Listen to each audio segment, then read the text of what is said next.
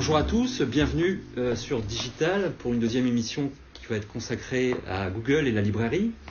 Donc Digital, une émission sur le livre numérique qui va essayer de coller à l'actualité tous les mois.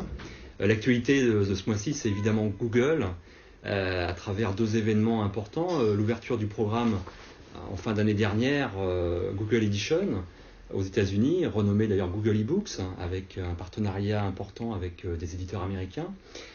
Et donc, deuxième acteur à rentrer après Apple sur le marché du livre numérique, troisième, hein, après le Kindle et d'Amazon. Troisième acteur important, numériquement important à rentrer sur ce marché. Et puis l'annonce, il y a quelques jours seulement, d'un partenariat avec Hachette, dont on évoquera un peu le contenu avec notre invité. Donc, trois invités avec moi pour cette émission. Philippe Colombet, de Google, vous êtes diplômé d'HEC, ex-salarié d'Hachette, vous avez longtemps été actif sur les encyclopédies multimédia d'Hachette, et vous avez rejoint Google en 2006 pour vous occuper du programme Google Books en France.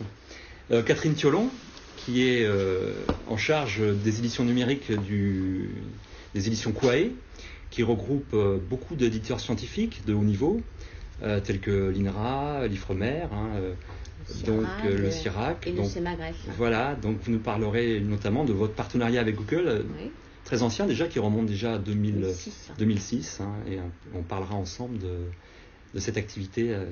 Voilà. Et puis avec nous un libraire, François Maillot.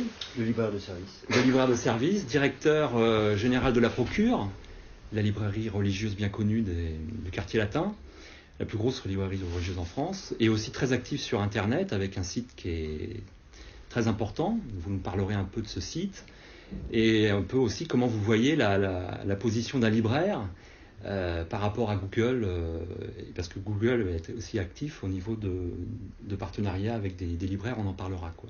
Alors, une chose importante aussi, c'est que vous êtes depuis quelques mois président de la commission numérique du Centre national du livre, en charge des programmes de numérisation, donc vous êtes aussi un acteur important à ce titre.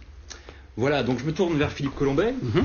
Est-ce qu'on peut faire un petit peu un rappel de Google Livre en France, où vous en êtes? Bon, on sait les procès qui sont en cours, on va laisser un petit peu de côté ces aspects juridiques, je crois qu'il y a un secret de confidentialité par rapport à ça. Où en est Google Livre en France et quels éditeurs en ce moment sont en train de parler avec vous, Est-ce que vous êtes toujours le grand méchant loup ou est-ce que la position est en train de s'assouplir un peu? Merci d'abord de votre invitation, et content de participer à cette émission sur le site mes1001libraires.com. Peut-être un historique de cette initiative de Google dans le monde de l'imprimé. Elle date de 2004 dans sa formalisation, mais l'idée, en fait, a préexisté. Si j'essaie de la résumer, c'est assez simple, c'est de se dire, au fond, un moteur de recherche doit-il uniquement recenser les pages web, les articles de Wikipédia, les journaux en ligne, les blogs, pour être exhaustif. Et au bout d'un certain nombre de mois ou d'années d'existence en tant que moteur de recherche, au début des années 2000, nos fondateurs sont arrivés à la conclusion que la connaissance réelle, vérifiée, la plupart du temps, n'était pas disponible sur Internet. Elle était dans des archives de journaux, elle était dans des livres épuisés, elle était dans des livres contemporains. D'où l'idée, lancée un peu à la face du monde, comme ça en 2004, d'inclure dans les résultats de recherche du contenu issu de livres. Et donc de ne pas occulter, dans le spectre de ce qui est recherché, de ne pas occulter le monde de l'imprimé, notamment les livres. Et avec la déclinaison en deux types de partenariats. Le premier avec les bibliothèques, pour l'aspect patrimonial du livre et les livres du domaine public et un certain nombre de livres épuisés du XXe siècle. Et un aspect plus sur le livre contemporain avec les éditeurs, où il s'agissait là aussi de recenser, d'indexer ces livres, donc de les numériser s'ils n'étaient pas numérisés, de manière à ce qu'ils apparaissent dans les résultats de recherche.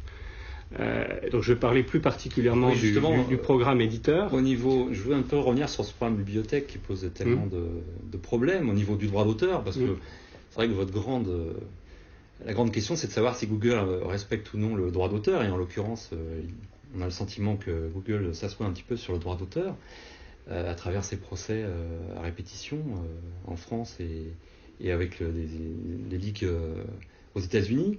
Est-ce que vous êtes en train d'assouplir un peu vos positions à ce niveau-là ? Est-ce que tous ces livres de littérature grise, c'est-à-dire tous ces livres épuisés, vous allez vraiment revenir un petit peu du côté des éditeurs pour assouplir vos positions ou pas ? Ces livres, ils sont numérisés dans des bibliothèques américaines et à aucun moment on ne montre ne serait-ce qu'une page. Donc c'est de l'indexation. À tout moment, n'importe quel éditeur ou n'importe quel auteur, si c'est lui qui détient les droits, peut nous signaler qu'il ne veut pas voir un ouvrage numérisé.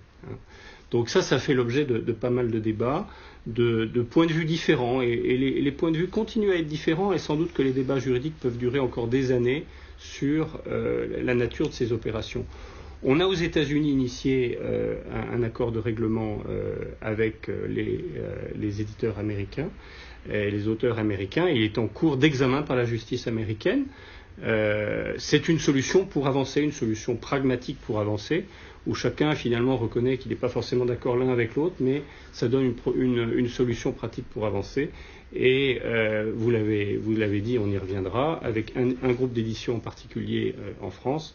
On a essayé, sans copier-coller du tout ce qui s'est fait aux États-Unis, d'imaginer aussi une solution pragmatique pour avancer. Le vrai problème est le suivant, c'est que sans initiative à grande échelle comme ça, beaucoup de livres du XXe siècle ne seront jamais numérisés.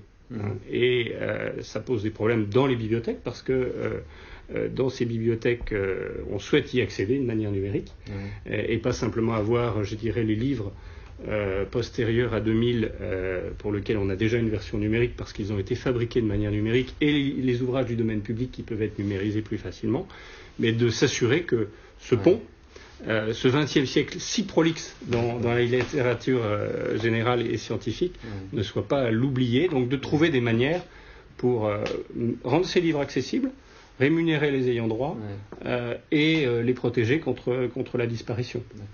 Donc au niveau en langue française, c'est combien de livres sur Google Alors on ne donne pas de détails par langue, d'abord parce que ça évolue tous les jours, mais ce que je peux vous dire aujourd'hui, c'est qu'il y a 15 millions de livres en total dans l'index Google Livres.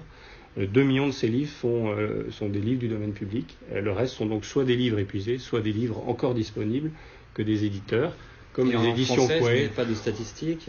On distingue, on donne des chiffres globaux à ce stade. Il faut savoir que dans les bibliothèques américaines, sans parler de nos partenaires et éditeurs français, qui sont nombreux, et je laisserai Catherine en parler, dans les bibliothèques américaines universitaires, la langue française est très présente. C'est une langue d'étude. C'est une langue importante parce qu'elle est présente sur tous les continents, assez présente en Europe, mais ailleurs aussi, et c'est une langue très bien représentée dans ces fonds documentaires. D'accord. Donc là, avec les éditeurs français, vous en êtes où un peu ? Combien d'éditeurs sous le Alors, programme ? en fait, on travaille depuis 2006 avec des éditeurs de tout type, des éditeurs grand public, je pense au Guide Michelin, mais avec des éditeurs scientifiques, des éditeurs publics, un grand nombre d'éditeurs publics, dont la vocation, c'est quand même tout de même de s'assurer que les écrits puissent être trouvés facilement. Donc, comment ça marche avec un éditeur ? Au fond, ce qu'on fait avec un éditeur, c'est qu'on lui propose d'héberger des pages de ses livres et de présenter à l'internaute simplement des extraits. Et une fois que l'internaute a trouvé ce livre qui répond à sa question, sans forcément connaître à l'avance le nom de l'auteur ou le titre, c'est toute la force de l'indexation, eh bien, le lecteur feuillette quelques pages, un peu comme il le ferait en librairie, et se décide, au fond, est-ce que ce livre répond à ma demande ?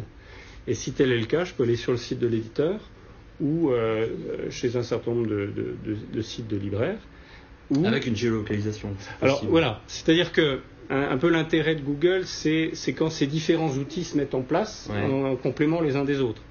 Et c'est vrai que vous avez raison de citer la géolocalisation.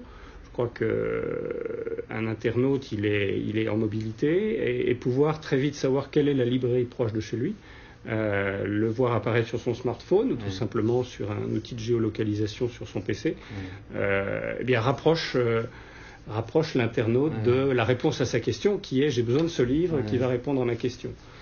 On fait aussi un lien extrêmement intéressant avec l'agence bibliographique de l'enseignement supérieur, qui a un portail qui s'appelle le SUDOC, et qui référence en fait la présence de ces livres scientifiques, universitaires ou autres, dans les bibliothèques des bibliothèques universitaires de l'enseignement supérieur.